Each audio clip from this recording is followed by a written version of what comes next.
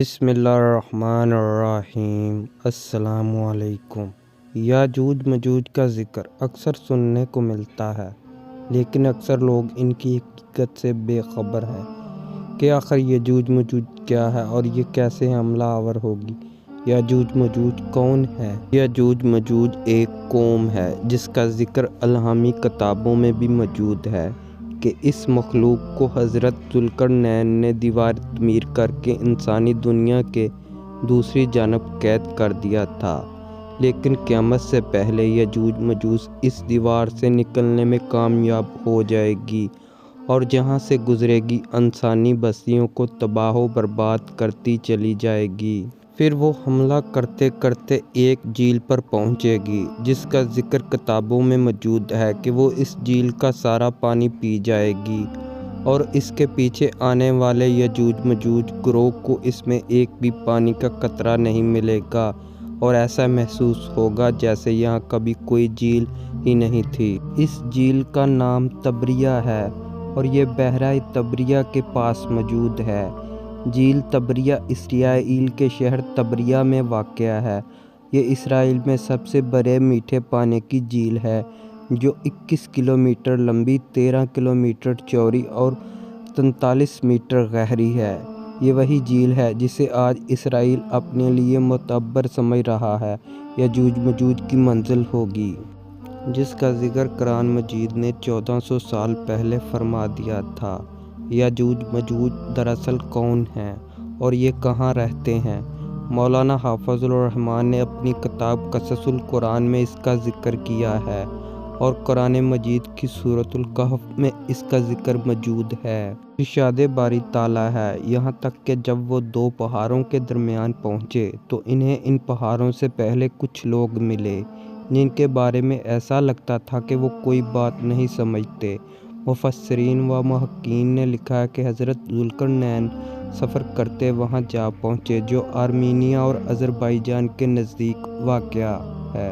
وہاں دو پہاڑوں کے درمیان سے ایک قوم نکلتی تھی جو کھیت تباہ کر دیتی تھی، ترکوں کو بے دردی سے قتل کر ڈالتی اور انہیں غلام بنا کر لے جاتی تھی۔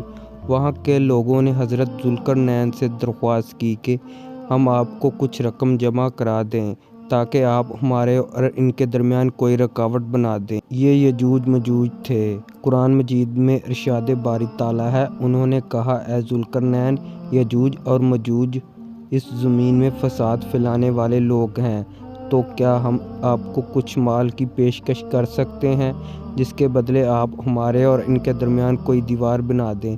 اس پر حضرت ذوالقرنین نے جواب دیا، اللہ نے مجھے جو اقتدار عطا فرمایا ہے وہی میرے لیے بہتر ہے، لہٰذا تم لوگ میری مدد کرو تو میں تمہارے اور ان کے درمیان ایک مضبوط دیوار بنا دوں گا۔ پھر حضرت ذوالقرنین نے لوہے کے بڑے بڑے ٹکڑے دونوں پہاڑوں کے درمیان کھڑے کیے اور لوگوں سے کہا ان کو جلا دو۔ جب وہ ریڈ ہو گئے تو اس پر پگھلا ہوا تانبا ڈالا گیا تاکہ لوہے کے ٹکڑے مضبوطی سے آپس میں جڑ جائیں اور چکناہٹ کے سبب کوئی اس پر چڑھ نہ سکے۔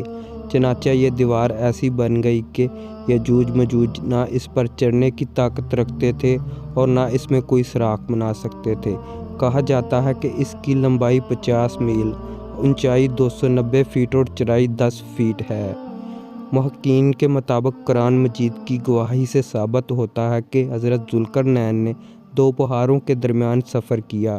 اس پہاڑی سلسلے میں ایک جگہ بہت ہی بلند ترین پہاڑ ہے جن کے درمیان وہ واحد راستہ ہے جہاں سے آیا جا سکتا ہے، مگر یہ راستہ مکمل برف سے ڈھکا ہوا ہے۔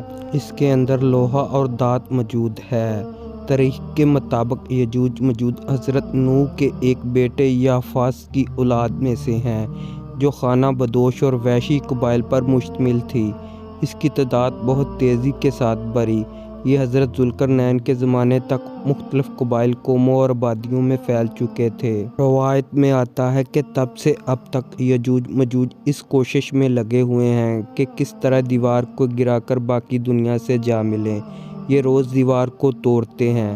جب تھوڑا سا حصہ رہ جاتا ہے اور سورج غروب ہونے لگتا ہے تو ان کا سردار واپسی کا حکم دیتا ہے کہ باقی کا کام کل کریں گے، مگر اگلے روز دیوار کہیں سے زیادہ مضبوط ہو چکی ہوتی ہے۔ جب یجوج مجوج کے خروج کا وقت آ پہنچے گا تو وہ تمام دن دیوار میں سوراخ کریں گے اور ہر روز کی طرح ان کا سردار شام کو واپسی کا حکم دے گا اور کہے گا باقی کا کام کل کریں گے انشاءاللہ۔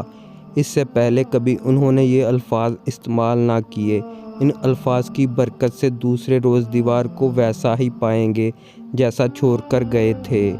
انتہائی پرجوش ہو کر دیوار گرا دیں گے اور زمین پر پھیلتے جائیں گے، جہاں سے گزریں گے تباہی پھیلائیں گے، مخلوق خدا کو اپنے شر و فساد کا نشانہ بنائیں گے۔ ان کا پہلا گروہ جب بھاگتا ہوا جھیل تبریہ سے گزرے گا تو صحیح مسلم کے مطابق وہ سارا پانی پی جائیں گے۔ جب آخری گروہ وہاں پہنچے گا تو کہے گا کبھی یہاں پانی ہوا کرتا تھا۔ بحر طبریہ اسرائیل میں تازہ پانی کی سب سے بڑی جھیل ہے۔ اس کا ذکر توریت و انجیل میں بھی آیا ہے۔ حضرت عیسیٰ علیہ السلام نے بڑا حصہ اس جھیل کے ساحل پر گزارا۔ یہاں سے قتل و غارت کرتے ہوئے یاجوج ماجوج بیت المقدس تک جا پہنچیں گے اور اعلان کریں گے کہ زمین پر ہمارا قبضہ ہو چکا، اب ہم آسمانوں پر بھی قبضہ کریں گے اور آسمانوں کی طرف تیر پھینکیں گے جو خون آلودہ واپس آئیں گے، کوئی ان کا مقابلہ نہ کر پائے گا۔ حضرت عیسیٰ علیہ السلام اللہ کے حکم سے مسلمانوں کو لے کر کوہ طور پر پناہ لیں گے اور عام لوگوں کو محفوظ مقامات پر پابند ہو کر اپنی جانیں بچائیں گے۔ مولانا حافظ الرحمن اپنی کتاب قصص القرآن میں لکھا ہے کہ حضرت عیسیٰ علیہ السلام اور تمام مسلمان مل کر اللہ سے دعا کریں گے کہ ان سے جان چھڑا دے، پھر اللہ تعالیٰ ان کی گردنوں میں ایسا کیڑا پیدا کرے گا جو ان کی موت کا باعث بنے گا، پوری زمین ان کی لاشوں سے بھر جائے گی، پھر اللہ کے حکم سے بارش برسے گی جو زمین کو ان تمام لاشوں سے پاک کر دے گی۔ یاجوج ماجوج کے نکلنے کا وقت ظہور مہدی پھر خروج دجال کے بعد ہوگا۔ اس وقت حضرت عیسیٰ علیہ السلام نازل ہو کر دجال کو قتل کر چکے ہوں گے۔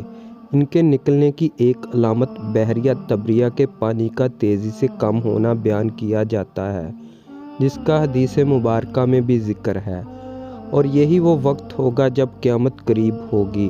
اللہ پاک سے دعا ہے کہ ہمارا خاتمہ ایمان پر کرے اور ہمیں اپنی پناہ میں رکھے، آمین یا رب العالمین۔